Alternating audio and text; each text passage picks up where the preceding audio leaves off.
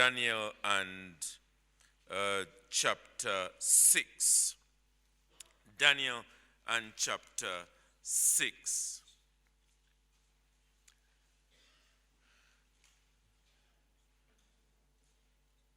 Daniel chapter 6, and we will commence reading from verse 6, and we'll go all the way to verse 15. Daniel chapter 6, we begin with verse 6. Then these high officials and satraps came by agreement to the king and said to him, O King Darius, live forever. All the high officials of the kingdom, the prefects and the satraps, the counselors and the governors are agreed that the king should establish an ordinance and enforce an injunction that whoever makes petition to any god or man for 30 days, except to you, O king, shall be cast into the den of lions. Now, O king, establish the injunction and sign the document so that it cannot be changed, according to the law of the Medes and the Persians, which cannot be revoked. Therefore, King Darius signed the document and injunction. Signed the document and the injunction. When Daniel knew that the document had been signed, he went to his house, where he had windows in his upper chamber open toward Jerusalem. He got down on his knees 3 times a day and prayed and gave thanks before his God, as he had done previously. And then these men came by agreement and found Daniel making petition and plea before his God.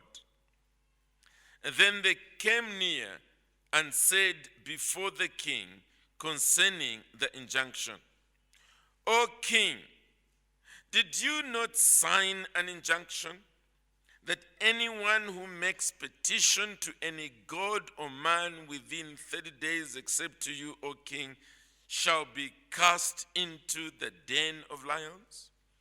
The king answered and said, the thing stands fast according to the law of the Medes and Persians, which cannot be revoked. Then they answered and said before the king, Daniel, who is one of the exiles from Judah, pays no attention to you, O king, or the injunction you have signed, and makes his petition 3 times a day. Then the king, when he heard these words, was much distressed and set his mind to deliver Daniel. And he labored till the sun went down to rescue him. Then these men came by agreement to the king and said to the king, know, O king, that it is a law of the Medes and Persians that no injunction or ordinance that the king establishes can be changed. We'll end our reading there. In this particular series of messages in the book of Daniel, we have deliberately had the young people in mind.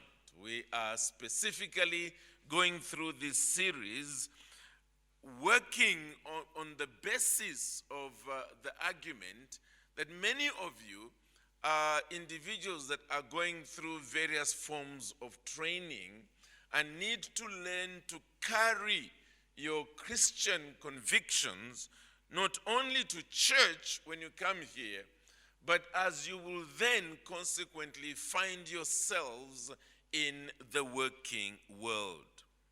And the concern of this series has been that we recognize the fact that in many ways what we will be experiencing is something of what Daniel was going through. in that the principles and much of the laws of the land in which you are and the workplace where you will be will not be derived from the scriptures. They will be as heathen and as Gentile as they can possibly be, based on the greed of men and women in order to enhance themselves. And yet, very much like Daniel, finding yourselves in such a context, you are not to throw away your Christian faith or leave it behind in church, but you are to live out your lives in such a way that it will soon be evident the kind of God whom you worship. We have emphasized that although this book is called Daniel, ultimately it is not about Daniel. It is about the God of Daniel. And we've also emphasized that there are two aspects of this God that clearly shine out throughout these chapters. The first is God's sovereignty. It's very clear that he rules not only over Israel, but he also rules over the Gentile nations. And so Daniel and his friends can be away from Israel, surrounded by heathenism in its darkest form, and still they know that over there, their God is the one who rules. And so as they meet different situations, they do so bearing in mind that it is really up to God to do as he pleases and not their bosses or the kings and so forth. And again, we've emphasized that with respect to ourselves, we must never think that God remains here or that God remains in your home. But wherever you are, away from the brethren, perhaps the only Christian in the place where you are, you ought to recognize that your God rules over there. And then the second aspect or characteristic of God has been his faithfulness. That though Israel has suffered at the hands of the Assyrians and the Babylonians, God is still a covenant-keeping God. And that what has happened, as negative as it might be, is clearly God still carrying out his purposes as he had agreed long before with the representatives of the nation of Israel. He is keeping his side of the covenant. And so we've noticed that as these individuals, Daniel and his friends, are wrestling with different issues that are being presented to them, they are again recognizing that this is a faithful God who will keep his word. However, we are now in chapter 6. And in this chapter, it is really the last of the narrative chapters. Beyond here, we will plunge into various prophecies. That won't change who is at center stage. In fact, God's sovereignty and God's faithfulness will shine even brighter as Daniel begins to look into the future. Because clearly, the only reason why God should speak so clearly about the future is because he is in control. The only reason why the future will have meaning is because God will continue on the rails of being faithful to what he has promised to his people. However, in chapter 6, we are seeing Daniel no longer as a young man, roughly around the age of 80 and perhaps a little more. And still we are saying, okay, let us look at this old man and say to ourselves, what is it that he held on to that has brought him to this stage with such great consistency? And so, in many ways, those principles, because he held them from the days of his youth, we can still learn from him. And learn from him in such a way that we can have such an end to our own working days. Such a glorious end, standing firm in the things of God. So far, the setup is still continuing.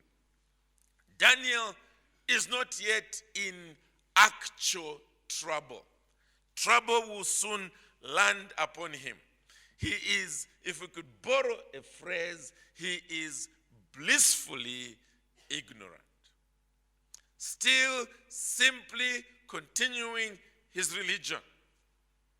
Praying 3 times a day, drawing strength from those times of devotions and prayer, and then going with renewed spiritual energy into the work that he was doing. Blissfully ignorant. However, a number of things have been cooking thus far behind the scenes. First of all, there has been the positive view that he has experienced from this new king, Darius.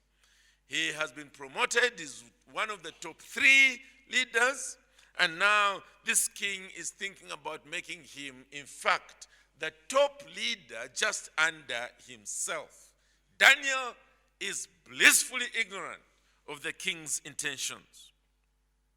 Well, his friends know about it, and that's the other part, and they are very unhappy and are determined to bring about his downfall. What we have seen thus far is the way in which they have done it.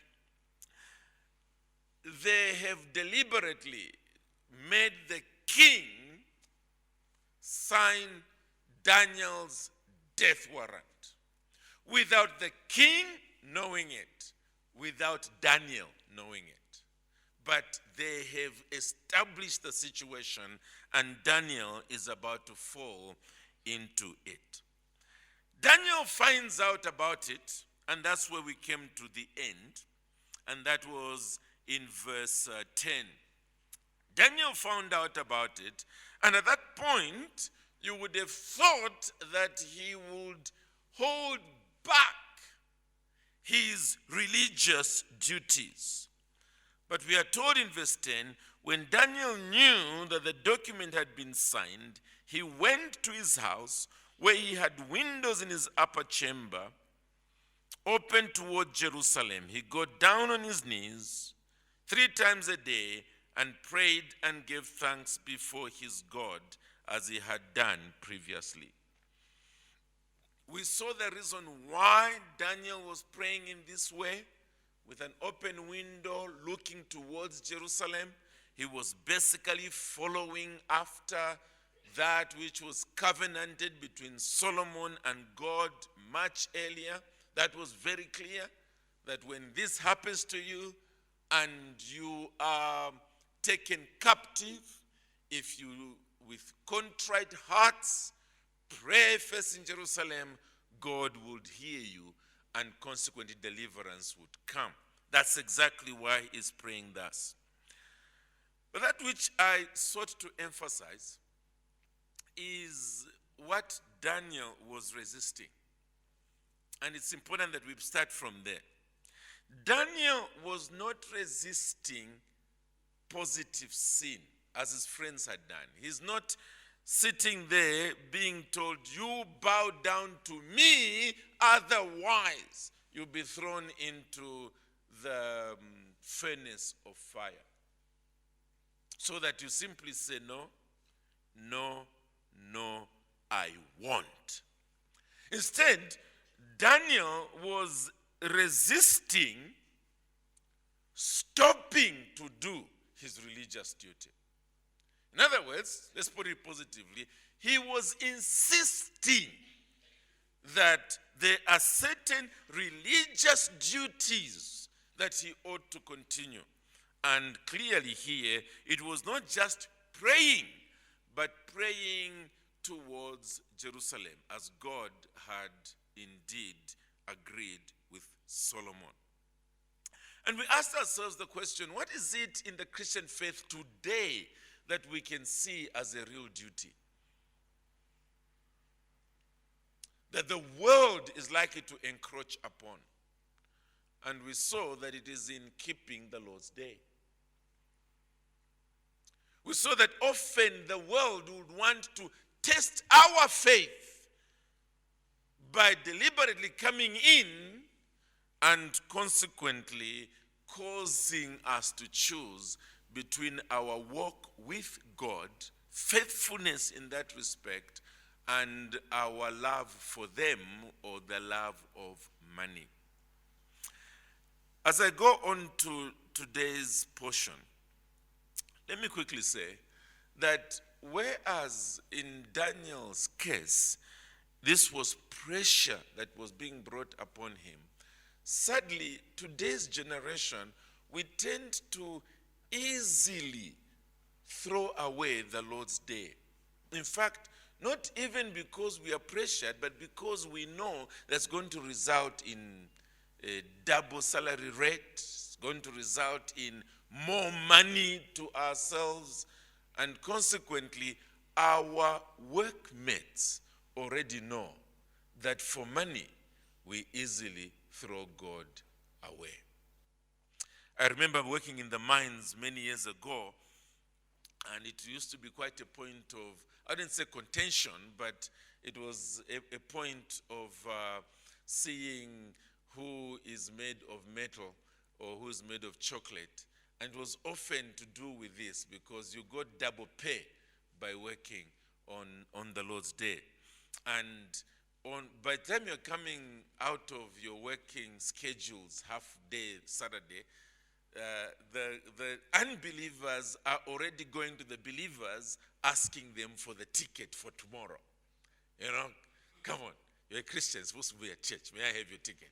So that they can double their pay. And often, of course, Christians would hang on to them. And the non-Christians say, hey, come on, man. There's supposed to be a church tomorrow. And the Christians, quotes, would be insisting, no, man, I'll go at night.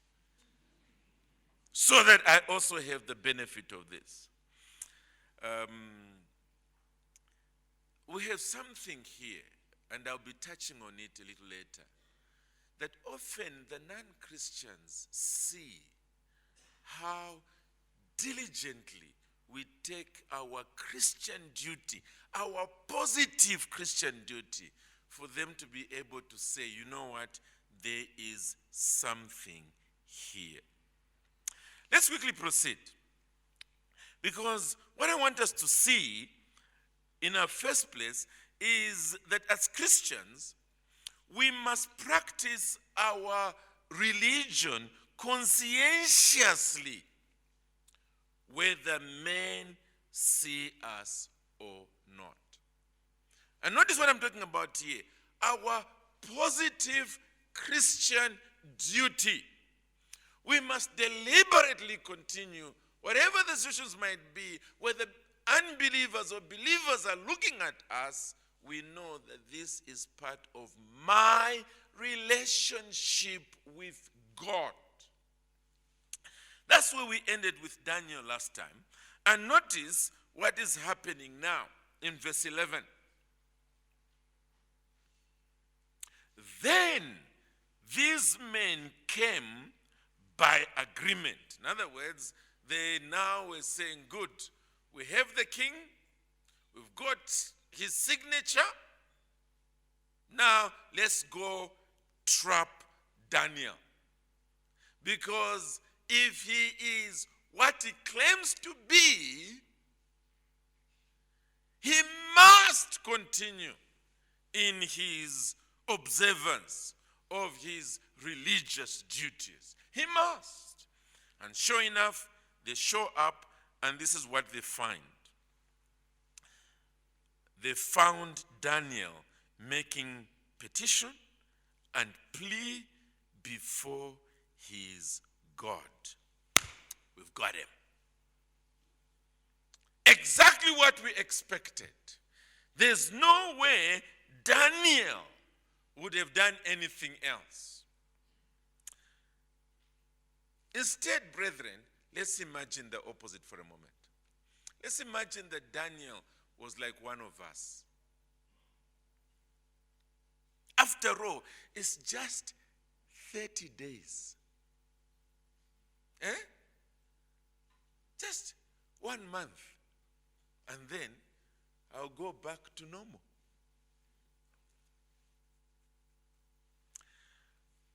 So verse 11 comes. These men came by agreement and found Daniel was not with his window open towards Jerusalem. He was not down on his knees praying 3 times a day. 2 things. Number one, they would have been very disappointed.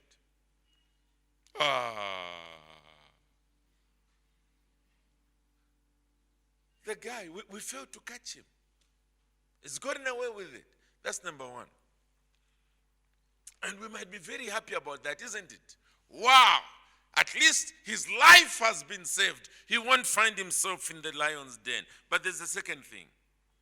They would have been convinced that his religion is only skin deep. It's only skin deep. It's nothing serious. It's not what we thought it was after all. And that's where the tragedy is. That's where it is.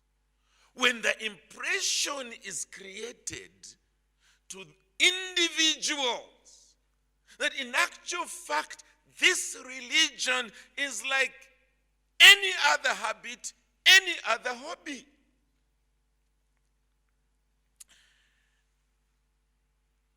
Even today, our friends take our testimony that we are Christians, we are saved, we are born again, and all those titles which we make, not simply because of what we don't do, but also because of what we do, and what we do conscientiously with respect to our Christian faith.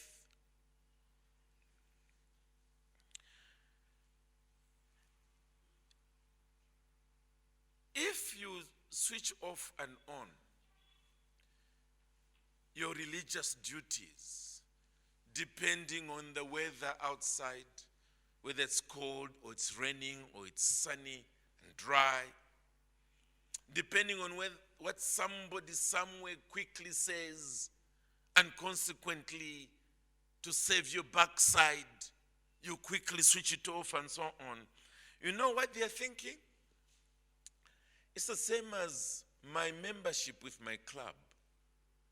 So this guy has his club, it's called church. I have my club, it's called something club. It's the same. If it's raining, terribly cold, or whatever, I'm able to say, well, I think I will go to the club next week. What's the big deal? Anything but sacrifice. Forget about sacrifice.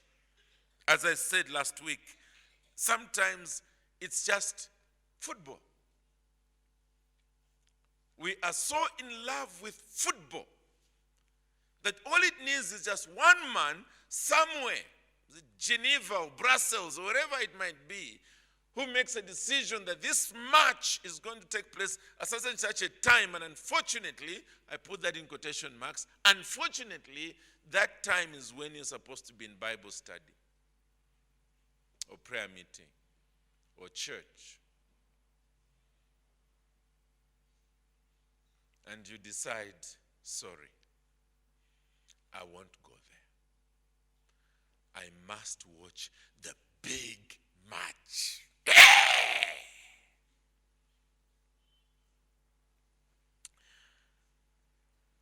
But you see, it's not just our workmates who notice this and begin to think it's the same thing. Those of us who are parents, it's our children too. You know, we don't realize just how much we lose our children by that. And the thing about children is, you know, you can pretend to everybody else. But these kids see you in your best times and in your worst times. They see you. They listen. To those times when you're saying, no, I'm not going. Chelsea today is playing, man. I'm not going. I can always download Pastor's sermon. They're listening.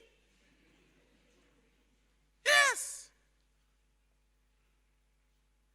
And the message you are sending to them is Christianity actually doesn't really matter. It doesn't.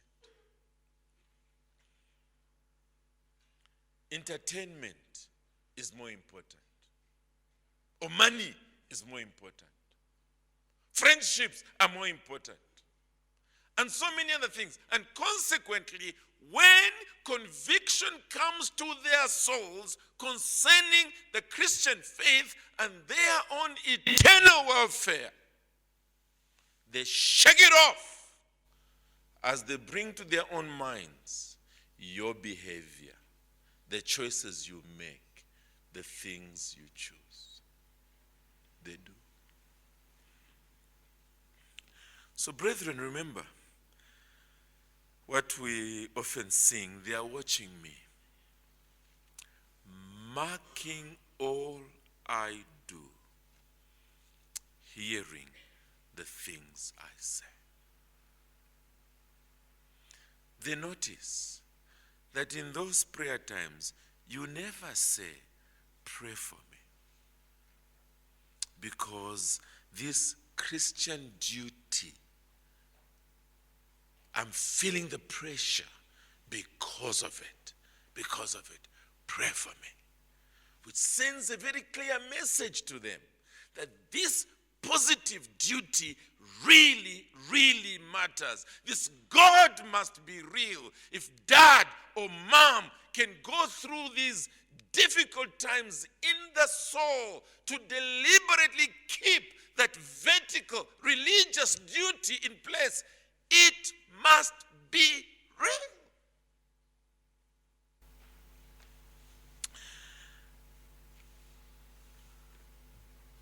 Yes, you may lose one child, perhaps two out of many that you are raising.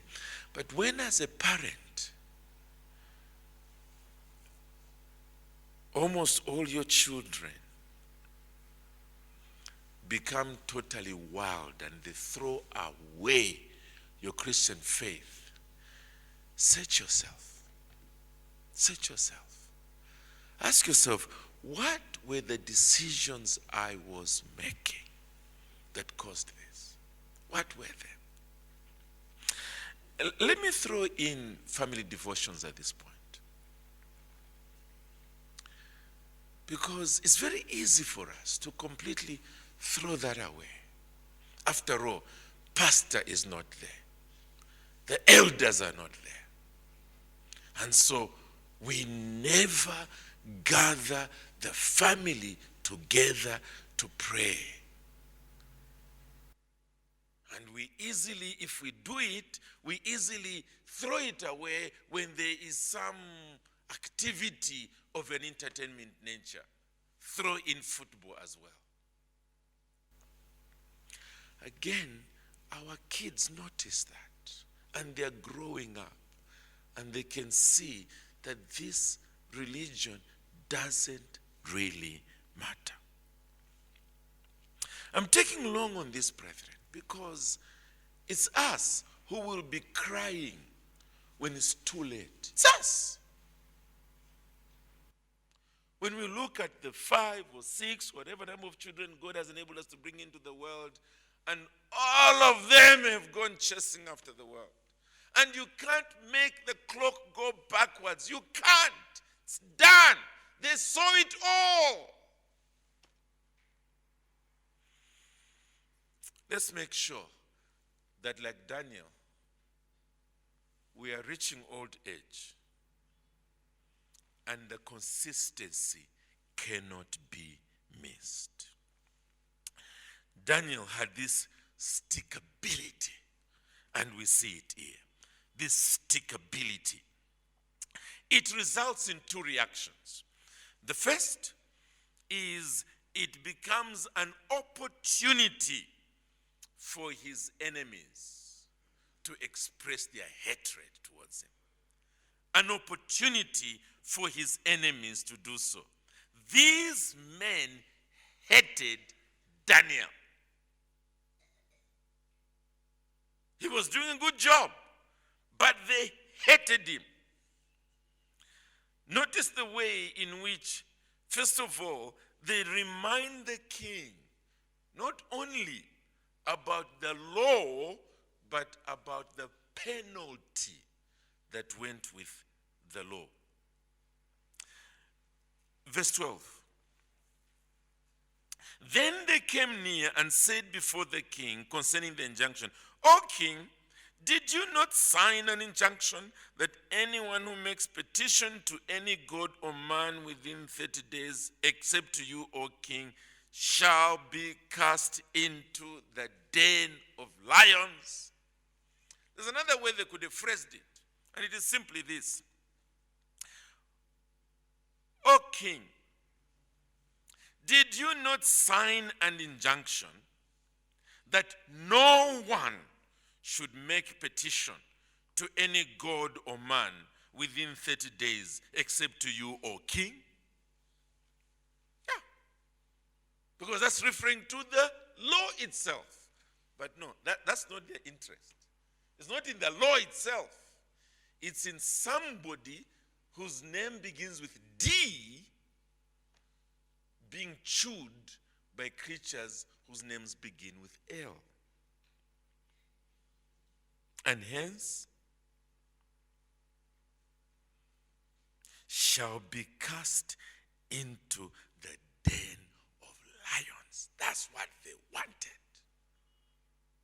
That one day they would say, after 30 days, guys, job done. Now it's one of us who will get that promotion. Daniel is gone. You never survive lions. You don't.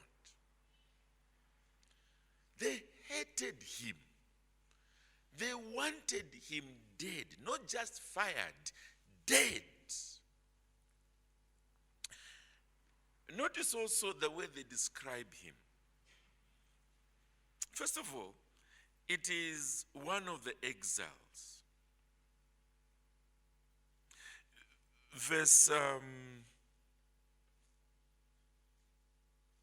Just after that statement, the king answered and said, the thing stands fast according to the law of the Medes and the Persians, which cannot be revoked. Now here it is, verse 13. Then they answered and said before the king, Daniel,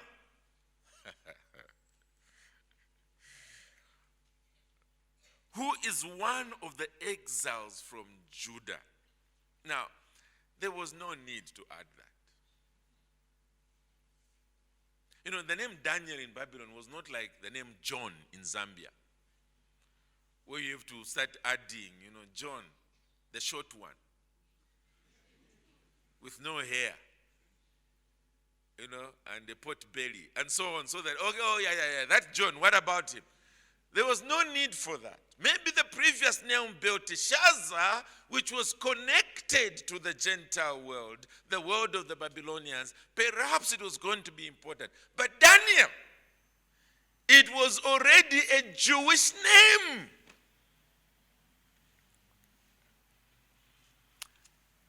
But the point they're trying to make is this stranger, this outsider, he's not even one of us, is the one who's done this. We despise him.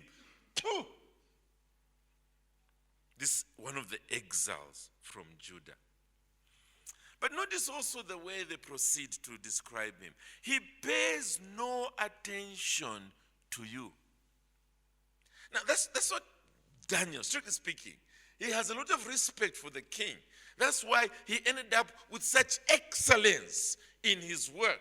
He was putting in his best. He had been appointed by an authority, and he wanted to make sure that that authority really excelled because of him. The reason why he is praying as he is praying is not because he's saying, you, O king, who are you? Come on, get lost. No. Rather, it's because it's his religious duty. He's got a higher obligation to relate to his God. That's why he is doing this. But they're putting in a twist, you see, so that the king can feel, ouch, how can he do this to me? He's disregarding me. And as if it's not enough, he's also disregarding the injunction. He pays no attention to you, O king, or the injunction you have signed. It's bad enough that doesn't respect you, but there you are, you've signed an all-important document, you've put your signature to it, you've put your seal to it. It is in the context of the laws of the Medes and the Persians. And you know what Daniel is saying? To hell with it. If it's in a magazine or newspaper, especially from the West, there will be a letter at the beginning and the end and about 3 stars in between. That's what Daniel is saying. What is this supposed to produce in the king? It's supposed to produce in him a sense of anger.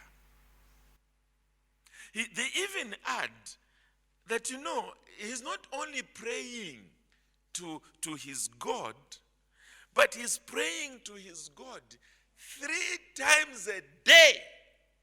It's bad enough if he had still been continuing to do it once a day. But we want to tell you, this is how bad he is. This is how he despises you. You've said nobody should pray to any god or any man except yourself. Well, he's doing it every day, and he's doing it 3 times every day. This exile from Judah.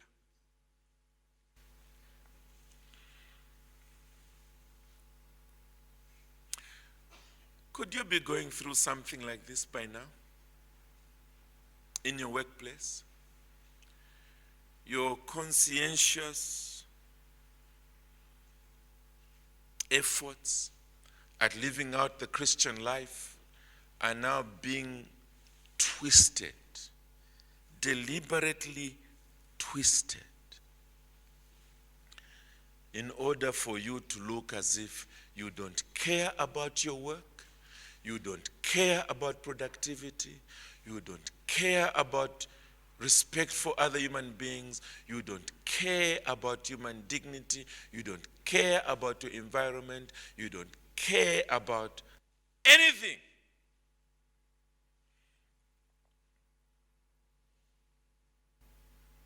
That kind of talk is what has reached those in your particular workplace. Could this be what you're going through? Well, Jesus said, I've quoted this before, let me quote it to you again. Matthew 5 and verse 12.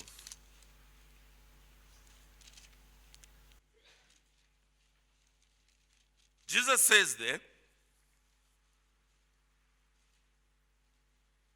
beginning with verse 11, blessed are you when others revile you and persecute you and utter all kinds of evil against you falsely on my account. Falsely on my account. Rejoice and be glad, for your reward is great in heaven, for so they persecuted the prophets who were before you. Let me put it this way. If you haven't yet suffered this way, take note of it and put it in your wallet or your handbag or purse. One day you will need it. As long as you are working in a fallen world, one day you will be asking yourself the question, first of all, why am I being persecuted? In the light of the effort I put into this work. And then another question you'll be asking is, how on earth can people twist this? How?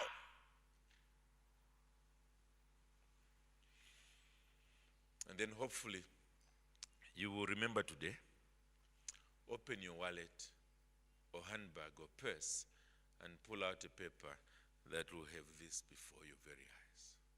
It hasn't begun with you. You are in, as it were, Gentile territory. You are in a foreign world. And this is the way the world says thank you to God's people. Thankfully, that was only the first reaction. Let's look at the second one. Because the same stickability that Daniel had has a different reaction from the king. Back to Daniel and chapter 6, verse 14. And with that we will end. Then the king, when he heard these words, was much distressed and set his mind to deliver Daniel. And he labored till the sun went down to rescue him. He labored until the sun went down to rescue him. Why was the king distressed? It's because he realized that he had signed his best worker's death warrant inadvertently. He realized it. I don't know about you, but it's one of the most painful things when you realize that in a moment of not thinking, you lose so much. In a moment of not thinking, you've just taken things for granted. When we're building the house here, it took us a long time to convince Zesco to come and connect us, because we were part of this long queue. And finally, one of our brethren informed us that, in fact, Zesco is finally coming this morning. And I was staying across there, rushed over, and a guy showed up wearing Zesco overalls. And he began going around the house. And every time he would pass by me, he would be chatting with me. And, like all con men, he said something that didn't tie up. He told me of somebody who was greeting me. He was with him over the weekend.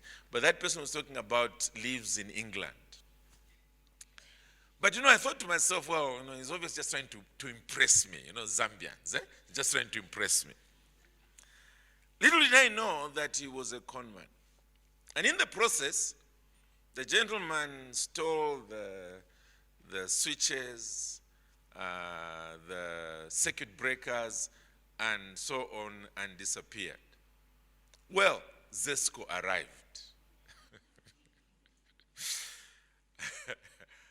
in their van. And up to that point, it still wasn't registering that this is now Zesco. That other guy wasn't. In my mind, they've come to pick up the guy. So they go inside, and then they come out, they say, why were you calling us here? You're not even ready. You don't have this, you don't have that. And as far as I knew, they were there. And I went inside, they were gone. I asked the guys who were still working on the premises, and they said, yeah, that electrician from Zesco, he went out through this gate. Gone! And we had to go back to the end of the queue. I remember thinking to myself, why didn't you catch the guy when he gave you greetings from somebody you knew was in England? I mean, wasn't that a clue enough? But he's gone. Well, Darius was in a similar situation. Why didn't I catch this? I mean, this emphasis on 30 days, his religion, or rather praying to anybody, lion's den. I mean, in the first place, what was the benefit of it? What benefit was going to come to my kingdom?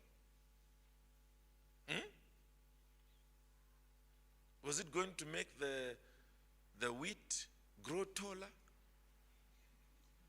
Was it going to cause the gold to multiply in the ground? Was it going to bring in more tributes from the provinces? I should have picked it. The guys tricked me.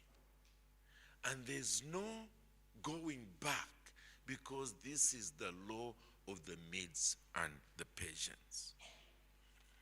Verse 24 clearly shows that he knew that he had been tricked by malicious men. Verse 24. And the king commanded. Now by this point he had thrown Daniel into the lion's den. In the morning he had gone there, called out Daniel outside, so they got Daniel out, and this is what is happening here. And the king commanded, and those men who had maliciously accused Daniel were brought and cast into the den of lions. And you can see how angry he was.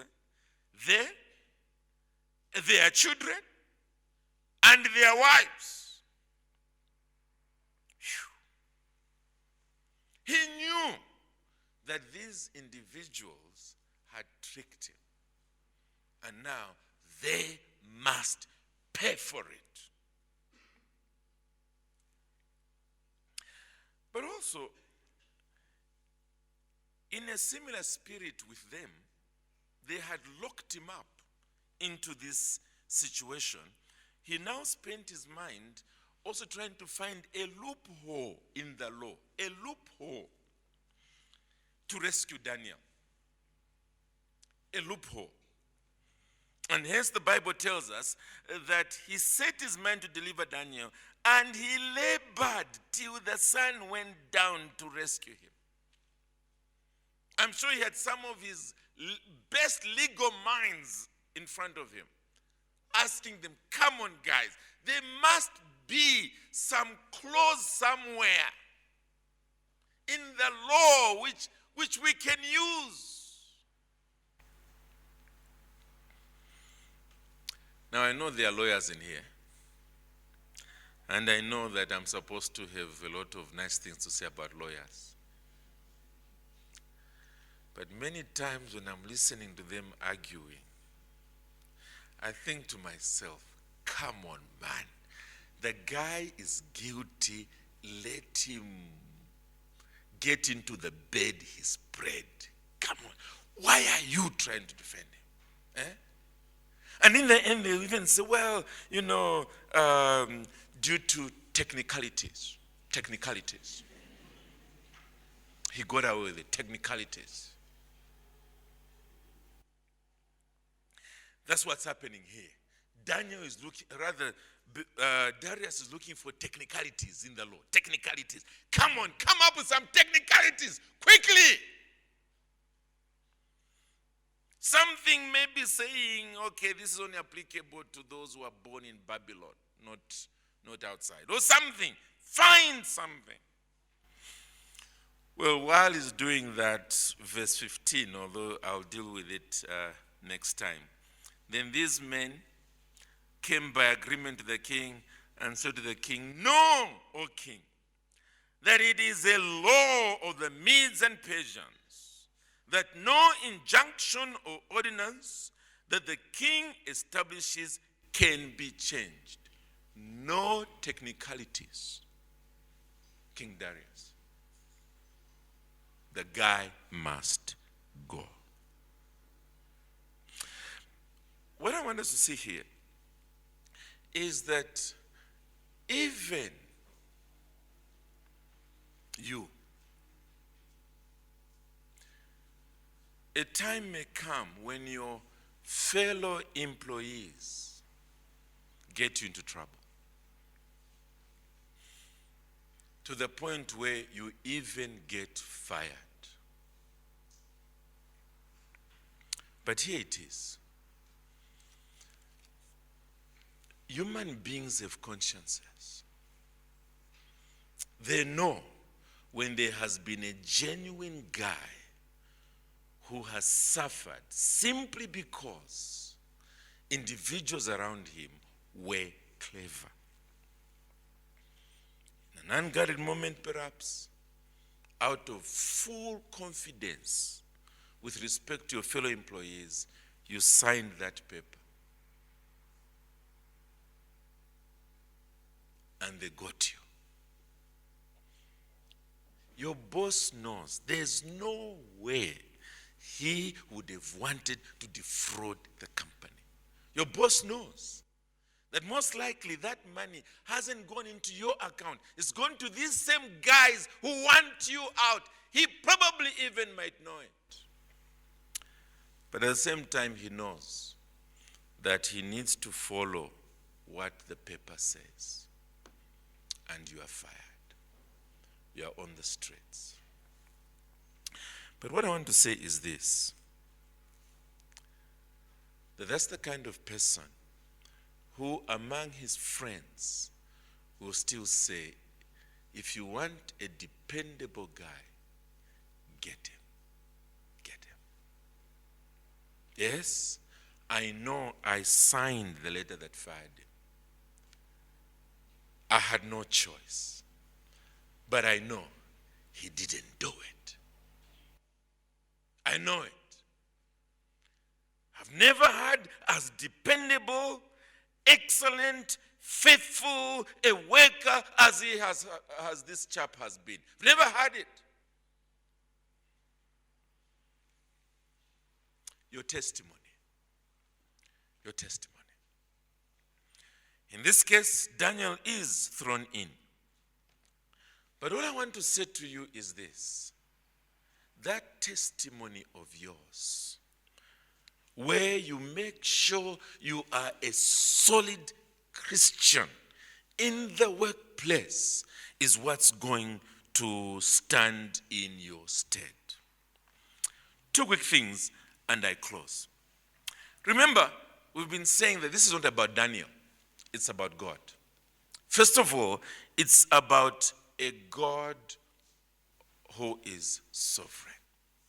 A God who is sovereign. Up to this point, Daniel is still blissfully ignorant about what's happening in the background. He doesn't know. This conversation taking place right now between the king and these men, Daniel has no idea. Daniel is still praying with that window open towards Jerusalem 3 times a day. Why? And this is the point. He leaves the rest to a God who controls all things. Oh, brethren, that we had that kind of faith. Instead of playing a game of chess with the world, check, you move, you're also going check and check, the whole day check, and that's all you're talking about now. People are malicious against you, and you're also now slandering them, and that's just, the whole place gets just totally destroyed in atmosphere. What I'm saying to you is this: keep your faith undefiled. Walk with your God. And even if men and women behind you are conniving and conspiring, believe in a God who is absolutely sovereign. And concentrate on your relationship with him. Concentrate. Later on, Daniel will be fired, in the sense that he'll be thrown into the lion's den. That's usually not the way we think about things when we are in the fire, or rather in trouble, that you might end up in that kind of situation. But again, believe in a God who is sovereign. The song that we sing, some will hate thee, some will love thee. It's not the one we'll be singing after this, by the way. Some will hate thee, some will love thee, some will flatter, some will slight. Cease from man and look above thee. Trust in God and do the right. That's what I'm saying. Stop concentrating on all these things that human beings are doing and trying to undo and so on. And you simply concentrate. Cease from man and look up to God, the sovereign God. And leave everything else to him. And lastly, bear in mind that both these men and Darius were acting selfishly. All of them. The reason why these men wanted Daniel out of the way is because he was about to land himself the top job. They didn't want that. They wanted one of them to get the top job. The reason why Darius liked, by the way, in case we still have love there, in my title I changed it to like. I changed it to liked. The reason why Darius liked Daniel was because he was not suffering loss in the empire. Remember why he set up these three guys at the top? So that the king might suffer no loss. Well, Daniel was bringing in the money. So he liked him for selfish reasons. What is that saying to us? There's only one who really loves us with covenant love. God. God. God. So even while we are in this world and we are in a workplace, and some guys are against us and want us out, and other guys are coming and saying, no, we ought to have you around, and so on, and you're feeling like, okay, these are the ones who really love me. Don't think like that. There's one who really, really, really loves you, and that's God, the covenant-keeping God, the faithful God. Have him in mind. Those human beings who are right now supporting you, let them lose a little bit.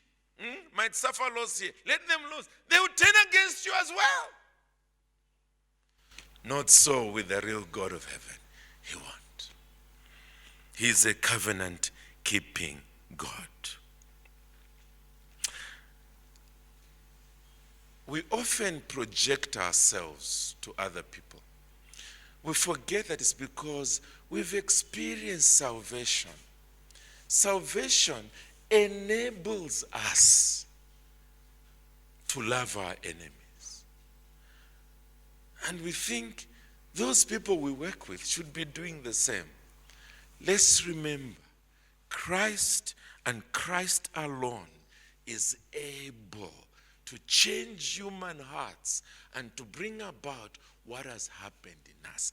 Let's remember that. that we don't make the mistake of being in a workplace and assuming that everybody has come in with the same motives and everybody should be relating to everyone else the way your own heart causes you to do so. Don't. Jesus is a very real Savior. He's the one who has changed our hearts to make us into Daniels. He's the one who's done that. And as we go forth, let us remember that God has done something to us. That's not true of those we work with. Let's make sure that our testimony continues to point them to that same God. Amen.